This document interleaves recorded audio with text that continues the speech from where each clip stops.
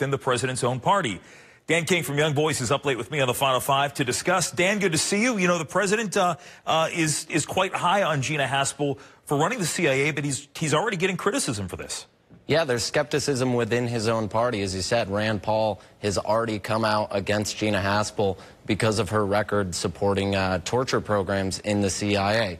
Now, the most troubling torture instance that she was allegedly involved in, which was the waterboarding of Abu Zubaydah, who was waterboarded 83 times in 1 month, it's since come out that she was not involved in that, but she still has been involved in torture. So there's been a lot of talk about that article that came out, and Sarah Huckabee Sanders even said that she hopes that critics like Senator Paul would get the right information out there, would get the facts straight.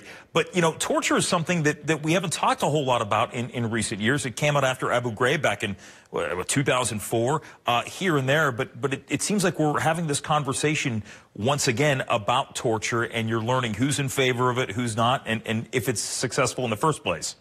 Right. So 66% of the American public, according to a recent poll, are actually in favor of torture, which is a little troubling because the data prove that it actually does not work. Because a lot of times when you start torturing someone, they'll lie and fabricate information just to get you to stop.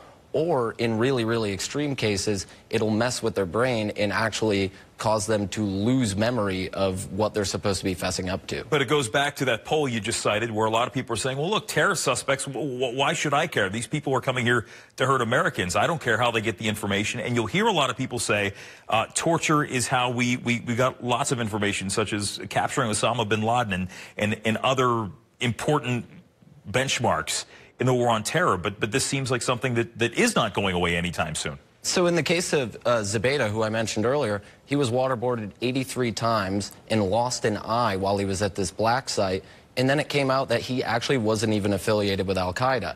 Now, he's still detained at Guantanamo because the CIA says he might be radicalized, but there was no proof that he was ever actually a terrorist. We mentioned Gina Haspel going to CIA. Mike Pompeo was the one who would take over as Secretary of State. This is a guy who was a Tea Party Republican, a congressman. He was confirmed to the CIA.